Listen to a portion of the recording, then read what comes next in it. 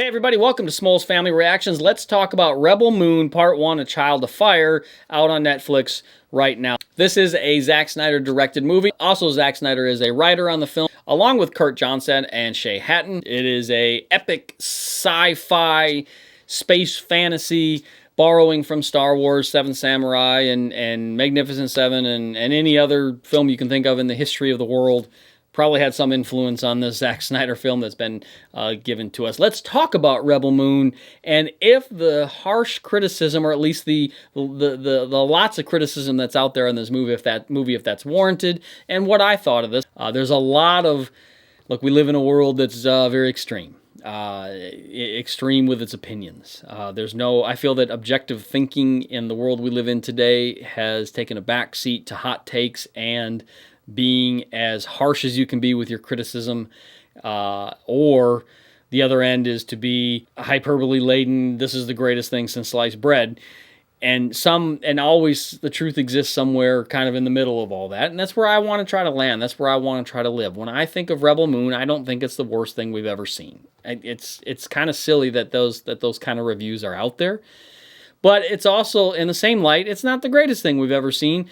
It's right in the middle. At this point, I would just say it's mediocre. Let's just first talk about Rebel Moon, Part 1, Child of Fire, that's on Netflix right now. Let's forget what we know about the Snyder Cut and all this other stuff just for a moment. This will be a quick review. It's not going to be in depth. I'm not going to talk about, there's a spoiler free. I'm not going to talk about where the movie started, where it went, all that. Just more, what did I think? What's my experience watching the film? And can you watch it and enjoy it? I enjoyed the movie. It certainly has its problems. They're there. You notice them. But it's an enjoyable movie to watch. Is it world-changing? Is it new stuff we've never seen before? Absolutely not. There's nothing new under the sun, and Rebel Moon, to this point, is evidence of that. It doesn't make it bad, but it's not great, but it's enjoyable. I was entertained watching it. Now, there are certain elements of this. If you're a fan of Zack Snyder, and you're a fan of his filmmaking style, you're a fan of the way that he presents action sequences, his epic shots, his epic cinematography shots. Look, visually this movie is stunning. Okay, if you can watch this on a big screen, if you have an OLED TV, 4K, all that stuff, this movie is beautiful to look at. The sound design is very good. The soundtrack was very good. The acting is on par. I wasn't taken out of the movie by bad acting. Is anybody going to win an Academy Award? No, but there's no issue, at least in my opinion, with the acting in this movie. This movie's kind of like a cheap box of chocolate, at least the version that we've got right now, in that if you ever got a box of chocolate that's not a premium brand of chocolate, and you look at it, you're like, man, that looks really good, and you take a bite, and you're like, it's not very good. It's kind of what Rebel Moon is like right now. You look at it and go, this is beautiful. This looks amazing. And then you watch it and you're like, okay, it wasn't bad. It wasn't great. I'm not a meh guy, but that's kind of what I feel. Now, the first half of this was very good. I was very intrigued by the first half of the movie. I thought it was outstanding. I was like, okay, this is going to be really good. Second half, pacing issues, jumping from place to place, picking up characters here and there, doing a mission to get... It felt very video game-ish, boss fights, that whole thing. So, pacing issues. Definitely in the second half. Cut up, chopped up. You're kind of left going, wait, what about... You do that kind of thing when you're watching. Look, pacing's subjective.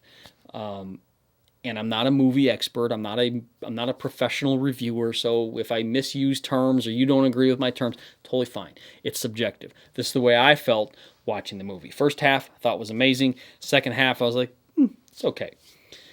Certainly has its Star Wars elements in it, which I enjoyed. I thought the cantina scene was fun. When you meet Kai, you're like, hey, there's Han Solo. But it also had lots of other influences. You had Nemesis, Samurai. This movie has all kinds of influences. When you meet, I forget the character's name, but he's riding the Griffin. I'm like, hey, there's Atreyu. So I think that you can watch this movie, and any movie experience you've had in the past, you're gonna find stuff in here that go, wow, this reminds me of that, and that's fun. That's fun. I enjoy that kind of stuff. But again, there's nothing new under the sun, and there's nothing really new in the storytelling here. You basically have an evil empire known as the Imperium. And you have this band of rebels, they're farmers, and they want to stand up against this Imperium. I thought the antagonist was very intriguing, very good character, but at the end of the day, the overall character development, overall story is lacking. And listen, character development, people like to talk about that, and some of the greatest movies of all time have very little character development. You go back to Star Wars, A New Hope, go back, watch that movie objectively, trying to dismiss everything that you know about those characters, and tell me that you can walk out of there with any real character development. Luke is the only one who has any real character. They all have a little bit of character development, but what makes that movie so amazing is the dynamic between the characters. The fact that it's a space fantasy that exists in space with orchestral music that we'd never heard before in space, and the story that wasn't necessarily a new story, but it's taking place in a new genre, science fiction, space fiction, fantasy fiction in space. And the dynamic between Han, Luke, Leia, 3PO, R2, Chewie was amazing. Darth Vader, you're like, oh man, I've never seen anything like this. This movie doesn't have any of that. The dynamic between characters, while there's some, it's very surfacey. There's not a lot of depth there.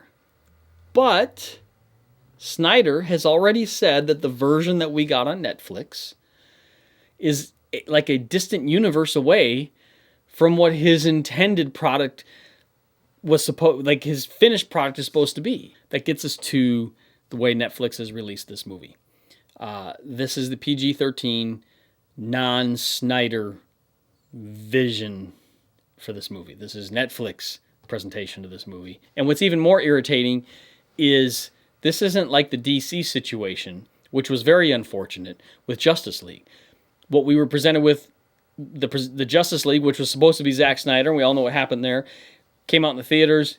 Nobody liked it. It was chopped up and all the stuff. Then through the fans and we want the Snyder cut, we got the Snyder cut of Justice League. Far better. Still not the greatest thing ever, but far better than the Justice League that was presented to us in the theaters.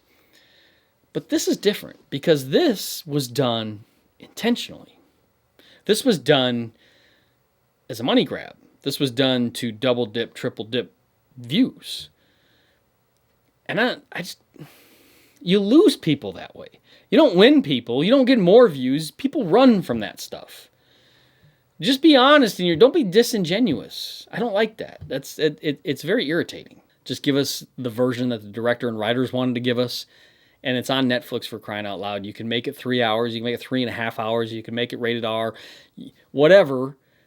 Just give us the best version of this movie that it's supposed to be. Don't give us a chopped up crap version of the movie. That just doesn't make any sense to me. And I don't like it. And it makes me not want to watch, even though I will. Initially, I'm like, I don't want to play this game. But I will, because I'm intrigued enough by the movie and the characters to want to give it a chance. I do think that the movie and this world needs to grow. It needs to give it a chance to breathe. Let's see where it goes. Let's see what the Snyder Cut brings us. Let's see what Part 2 brings us. I think there's enough here. There appears to be enough here, depth-wise, that we can actually get some character development, some story building, some world building, and make the pace of all of it makes sense. I think that's here. That's where I'm at with Rebel Moon. I'm not extreme. I don't hate it. I don't think it's the worst thing ever made.